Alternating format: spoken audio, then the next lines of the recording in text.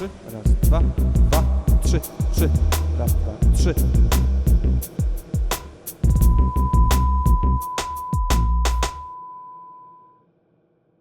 Hello everyone. I'm really happy to see that many faces here interested in Adamson and our products. That's the wrong laptop, we take this one. Most of you know that already because most of you attended the training the last 2 days. Some of you don't. My name is Mario Aberg and I am working in the Hamburg office of Adamson Systems Engineering. In the Hamburg office, we do the whole application support for the EMEA region, meaning Europe, Middle East, Africa, and everything that we need to support is supported from Hamburg. So we are a small team there. I'm part of the team. At the moment, I'm traveling a lot to do application support, doing a lot of trainings. So I basically do everything that's needed to support Adamson in Europe and in our region in general. What we want to do today is something that we are really proud of. We want to present the first S7 system in Poland ever. That's why we needed a bit of tuning time to present it in a proper way, hopefully. I didn't listen to the system as much as I would normally do when I do a demo. So normally that's at least an hour of proper tuning and listening and A/Bing the stuff. But we'll see. It's a good system, so it sounds good out of the box anyways. The way we want to do this is I will have a short presentation about Adamson and about the products that we will see today. And we will start this with a short video clip about the manufacturing in Canada. Even the guys that have been in the training, it's a different video than yesterday. It's really about manufacturing because manufacturing, the style of manufacturing we do as Adamson sets us apart from most other people because we do nearly everything in-house in Canada ourselves, self-developed, self-produced. Not buy any parts or only buy few parts from other people, which is a pretty unique thing and a thing we are really proud of. So have fun with the video. Located in Port Perry, Ontario, Adamson Systems Engineering is one of the world's most recognized manufacturers of loudspeakers for the mobile and installation markets. It is recognized worldwide by leading engineers as one of the top performance products available. Adamson is widely distributed with a partner network that reaches more than 40 countries. A team of skilled applications engineers are positioned around the globe to ensure that best practices, education, and support are available wherever our systems are deployed. Adamson is one of only a handful of manufacturers that builds nearly all of the components required for high-performance systems from raw material. These unique component-level processes have been mastered by more than 100 skilled tradespeople, engineers, and designers. The ability to control everything, beginning with design all the way through to the production of new product, protects the patented processes and intellectual property while allowing for seamless vertical integration of the design and production teams. This video will focus on the manufacturing process, so you have a better understanding of our unique business model. Adamson is a mixed-mode manufacturer. This means that we partly make to inventory and partly make to order. We manufacture and store sub-assemblies in a Kanban system, ready for final assembly only when an order is placed.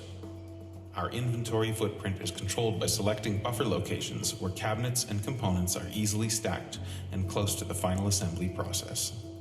Final assembly lines only build products that have been sold, and there is no warehouse designated for finished goods inventory. With 2 to 3 months of sub-assemblies in bins, workers can quickly assemble and ship orders to our partners around the world. Adamson is equipped with work centers for each discipline required to build loudspeakers. This includes a machine shop, wood shop, paint lines, driver assembly, and electronics assembly. Each work center feeds custom-built final assembly lines where our products reach completion. The scheduling process is controlled by a custom ERP software, which allows for orders to be processed and corresponding information is instantly fed directly to the production floor. Each workstation has monitors with digital feeds that update manufacturing orders with the latest inventory and shipment requirements. There are both primary and secondary production offices that overlook the lines, ensuring the seamless orchestration of the scheduling, production, and human resource requirements of a complex manufacturing environment. Adamson's Woodshop is home to CNC and pod routers, as well as angle saws and a ductless spray booth. Cabinets are cut from marine-grade Baltic birch using high-powered routers. Here, the ERP system feeds the make-to-inventory team in the woodshop as they work through the operations required for pre-assembly. These cabinets see several operations before having T-nuts inserted and painted to then be stored flat on pallet racks. A second screen digitally feeds the make-to-order team in the workshop. This team only assembles cabinets that have been sold and are ready for final assembly. Inventory from the racks is prepped by a skilled assembly team who construct the cabinets and then send them to join the queue at the wet spray lines. This process allows for storage of forecasted production volume in the smallest footprint possible. Adamson has both a powder booth for aluminum and steel components and a wet spray booth for cabinets. A power and free line is fitted with custom brackets which allow cabinets to be freely spun. They can also easily be connected and disconnected from the line for the application of paint. They are coated in a 2-part polyurethane and top coat, which brings the cabinet to the desired durability and finish. By the time the cabinets reach the end of the line, the paint is cured and ready for final assembly. Adamson is well equipped with automotive-grade machinery, including punch press, laser, rake presses, lathes, vertical milling, extrusion milling, welding bays, and more. Adamson manufactures magnet assemblies from steel bar stock. Long bars are cut into pucks and transported to the lathe department in bins. Here, the pucks are loaded into feeder trays, where a robotic arm delivers them to the spindle in order to be machined to a smooth finish. They are stored in trays and transported to the Vertical Machining Center, or VMC, to be milled before being sent for plating. VMCs are also fed extrusion to be milled into Adamson's patented rigging systems.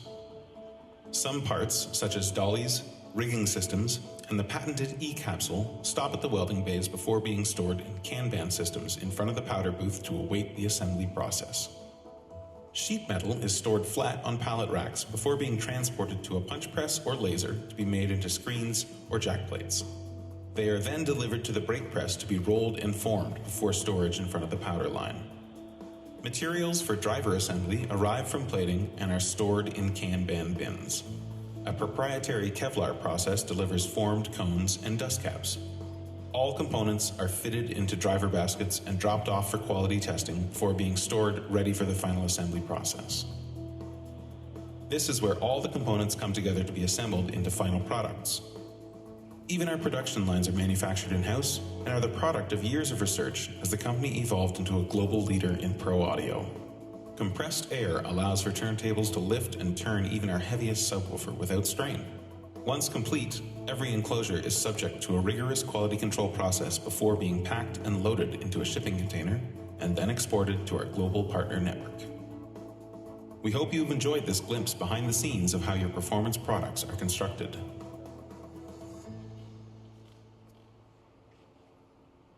Yes, we do hope you enjoyed this glimpse behind the scene.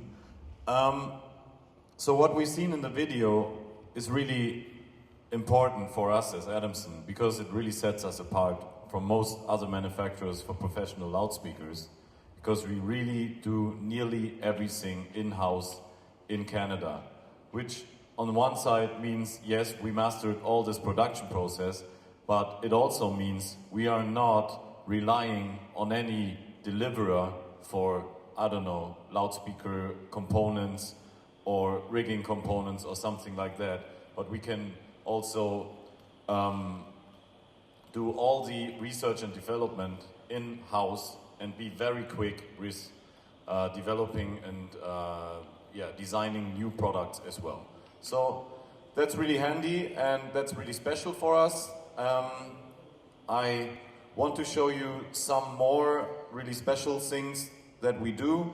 The first thing that you find in every Adamson loudspeaker is Kevlar transducers for low and mid frequencies. And in Pro Audio, that's also something that sets us apart from nearly everyone. We are nearly the only ones that use Kevlar. We had the question yesterday, why are you the only one using Kevlar and why don't everyone uses Kevlar if it's so good? It's just very, very expensive and very hard to use. But luckily, we do that since 30 years. So now we found out how to use it. And yes, it's worth the money.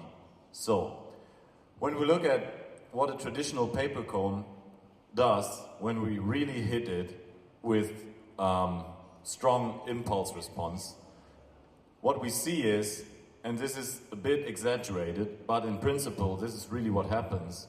We hit it with one frequency, and as the cone can take all that energy, because it's not stiff enough, because it's not sturdy enough, it will start producing different intermodulation waves by itself.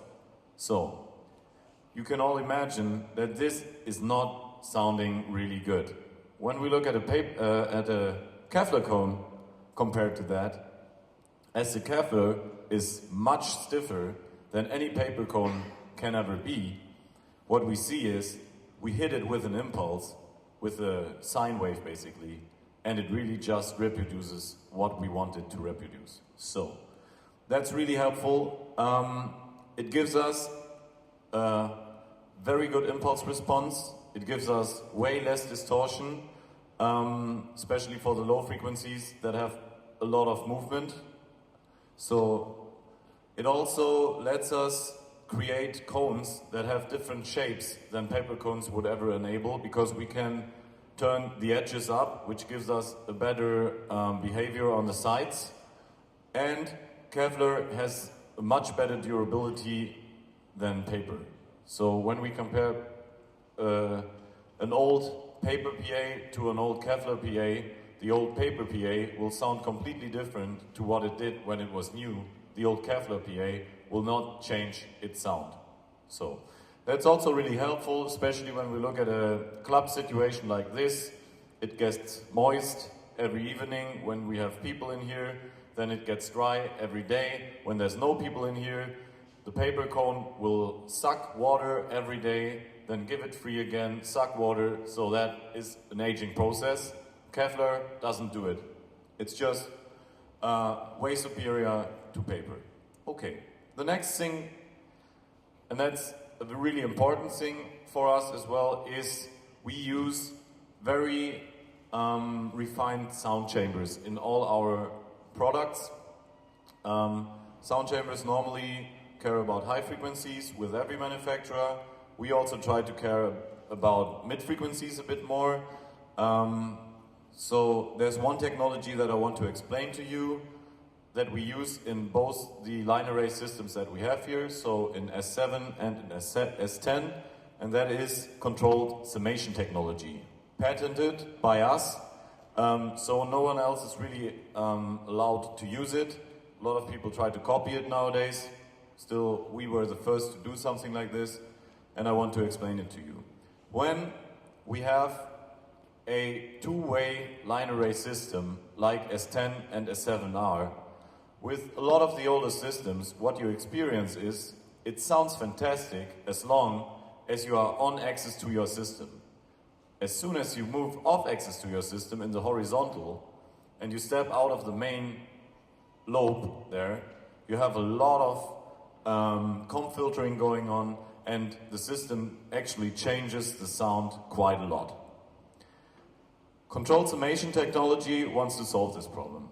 The problem originates from multiple different things.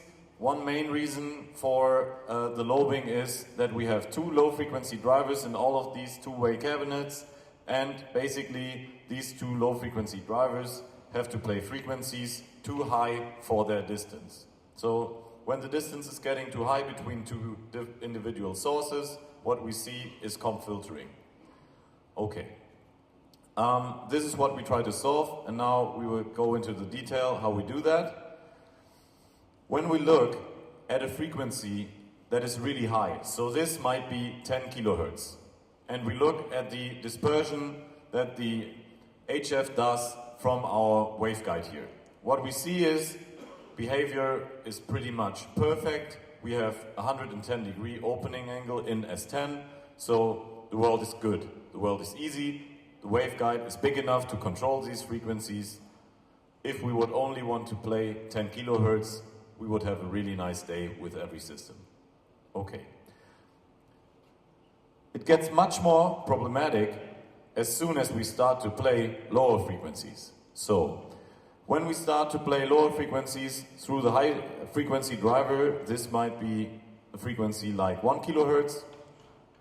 What we see is the waveguide exit here in the front is not big enough anymore, and we have waves bending around here, hitting the low frequency drivers again, and you can all imagine this will sound horrible if we don't do anything about it. So, that's another problem that we have here. The first problem that we had was the two acoustic centers of our low frequency drivers are too far apart. The first solution for that we use is very easy. We bring them as close together as possible. So you can see that the low frequency drivers are even behind the exit of the high frequency driver here. So we really bring them as close together as possible to avoid this effect from the beginning.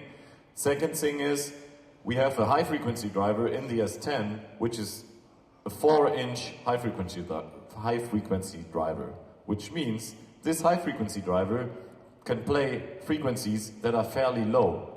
And now comes the biggest trick of this. We use FIR filtering technology and have an overlap between the low frequency drivers and the high frequency drivers of 1 octave, in that all of these 3 drivers play combined. And when you properly align these drivers and the exit of these drivers with FIR filtering technology, what we will see and what we will also hear today is this. We have one proper wavefront coming out of the 3 drivers combined, and that is true for the whole crossover region, which in this system is 1 octave around 1 kilohertz. So, because what is happening now, the waves that got bent around here meet the waves that come out of the low frequency drivers and just form a proper wave coming out of this, so they don't get reflected from here. Next thing that we have is the distance between our acoustic centers is now not anymore the distance between the 2 low frequency drivers, but the distance between the low frequency drivers and the high frequency drivers. So we drastically decrease this distance, which is again helping, and it also means for this critical crossover frequencies, we also have the power of 3 drivers instead of 2 or only 1, which is also helping a lot. So I can just encourage you later on when we listen to the systems, walk off axis, listen to the system and hear that this is not only a picture, but also something that you can listen to. And it gives us a polar pattern that looks like this, which is pretty impressive for a 2-way line array, we think. And what is also impressive about it, which has nothing to do with controlled summation technology, but just something to do with the general port and driver design, is we have control down to nearly 200 Hertz with this. So it's nearly optimal dispersion pattern from 200 Hertz all the way up. And this is something that we will also hear, especially in a difficult room like this one. If the stuff comes out of the system properly and then it gets reflected properly, it will also sound better than if there's a lot of stuff in one frequency range hitting a wall and then coming back at you and so on. Okay, we have fantastic rigging systems on all the S-series cabinets here. The ones that have been in the training have seen that already. For everyone that's interested in this kind of stuff, when we take down the systems, after listening to them properly, we can also look at the rigging together and I can show you the features of the rigging. I think that's the easiest. Main advantage in here is in the S10, for example, you can preset all the angles when the system is still on the floor. So that speeds up the process a lot. And in the S7 you can't do that, but it's a very lightweight cabinet, and the cabinets can always stay connected to each other, which also speeds up the process of setting the correct angles a lot. Okay. When we look at the individual products that we have here, I think what would be really nice is if we have some lights on the products here, and I think we prepared that. Someone listening to me that can switch them on? I'm sure there is. Maybe? Okay, perfect. So, what we see first is we have S7 here today. So, like I said earlier, this is the first appearance of S7 in Poland at all. We specially shipped this system over from Germany to here. And what we see here is the cabinets individually have these features. So it's 100 by 12.5 degree opening angle, the S7. It's pretty loud. I don't give too much about SPL numbers, to be honest with you, because that depends highly on how we tune it. We have two specially made ND7 LM16 in there, and one high frequency driver 3-inch in this case, and it's only 16 kilos, so presetting the angles on this system is very easy because it's very lightweight. And we have slide lock rigging, and you always have to use a Lake amplifier if you want to use one of these systems. The suiting subwoofer for this is the S118. It's an 18-inch subwoofer. You can see it over here. It looks more like a 15-inch subwoofer, but using an 18-inch driver, giving it much more power than the average subwoofer that you know from a system of that size. It plays from 35 Hz to 100 Hz if needed.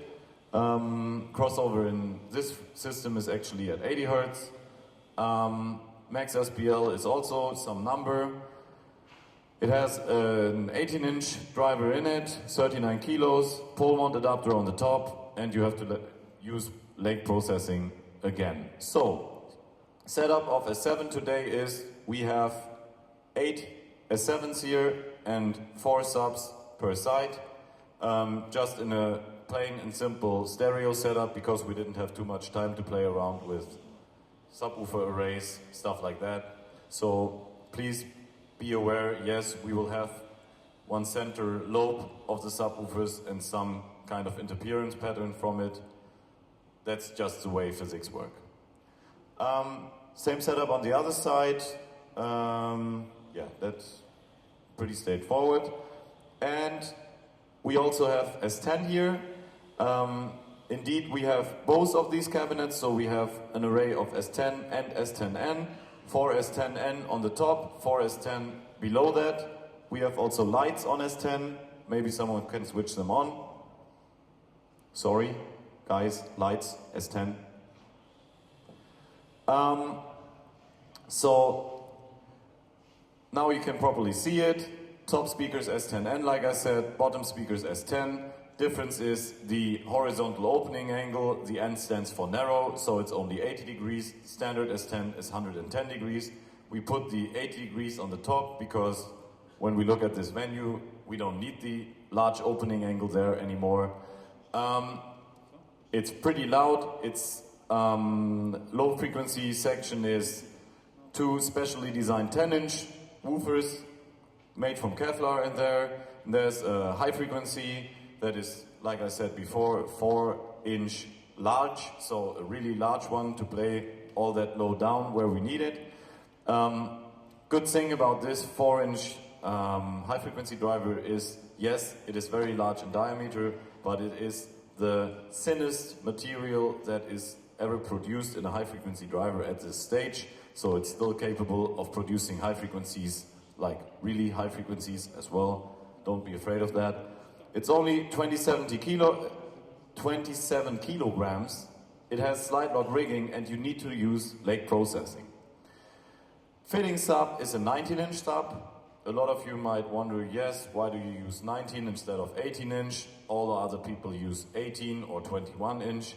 As we use Kevlar, we can just use a bit bigger diameter, so we can move more air with the same weight, or indeed a bit less weight, so we have a better impulse response, still move more air. This is a very musical sub when you listen to it. I like it a lot. It goes down to 30 Hertz, which you will also hear that the S10 sounds a bit bigger, as it is bigger as well in the comparison later on. It's only 46 kilograms, same slide lock rigging, lake processing. Yeah. Nice thing about the subs and the tops here that I didn't say yet is the tops and the subs fly and stack in the same array, so you don't need a transition frame between tops and subs. And they both use the same rigging frame. So if you're on tour and one day you want to fly subs in your same array, you can use the same frame. You don't need a transition frame, so everything's very easy and fast.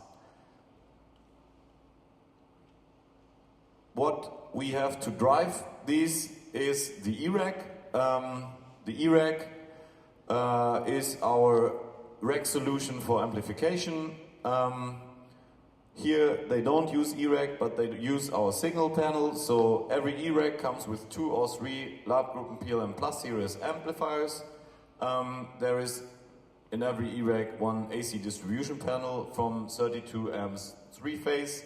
There is also the audio panel giving you network connection, audio connection, in and out. And what you always also find in every E-Rack is a Cisco switch pre-configured for use of Dante in dual redundant mode, so also with the failback, fallback option. So the reason why we do this to produce our own rack is mostly to unify the whole package. So if someone sub-rents a system to someone else, he will have the same rack pretty much. Most important, he will have the same switch configuration, so if he wants to use Dante, he has the same switch in every rack, so everything works properly together. PLM Plus series amplifiers, produced by Labgruppen. That's one of the few things we still use from a third-party manufacturer. It's a 4-in, 4-out Lake DSP. Most of you will know Lake. It's known for its great sound. It's really one of the best sounding processors on the market at the moment. There's for S-Series mostly 2 versions of this amp, which is the PLM 20K44 and the PLM 12K44. The only difference in between these 2 amplifiers is the power supply unit in there. So the 20K44 can supply up to 20,000 watts total power. The 12K44 can only supply 12,000 watts total power. The amp channels are exactly the same. It only means you're not able to run the full amount of power from every amp channel in the 12K44, which is totally fine, for example, for our line arrays here. They use a Class TD amplifier technology in there, which is a mix of analog circuits and Class D circuits, which is sounding really good. It has a very advanced switch modes power supply, so the amp is buffering a lot of energy in there, and it will normally always be the last thing that fails. So normally every console switches off first when your generator is bumpy or something like that. So these amps are really advanced in the power supply. You have a breaker emulation limiter, and you have a lot of redundancy built in. They are writing quad redundancy, meaning you can fail from one Dante to another Dante to AES to analog. Okay. Or you can fail from Dante primary to secondary to AES to analog. Whatever chain you want to do, this amp can do it. So, Another key feature that we offer in our inventory is the Blueprint AV software, which is our simulation software. It is a 3D simulation software for direct sound. So if you come into a venue like this one, probably not too often, but still, if you come in there and you have to simulate it, you can do the model in Blueprint and later on do a direct sound simulation of, for example, DBSBL or other things, whatever you want, you can simulate in Blueprint. Okay, the last slide I have in here is what we're gonna listen to today. To be honest with you, this is not exactly what we listened to today because we had to change the setup because we thought we could go a meter higher. But it's very similar to this. So what we see is the S7 on the top and then DBSBL here, DBSBL graph for the S7, DBSBL for the S10. I tried to make both systems as similar as possible in the distribution, so when we walk around in the room and then later on we switch from one system to the other, we really listen to the difference in the system and not only to a difference in, okay, the one system uses this angle and the other system uses that. And we can see I kept it till pretty close to the wall back there. I kept it in a 60 dB range from front to back. Yeah, like I said, I didn't listen to it too much yet, so we'll find out if it sounds good or not. I bet it does.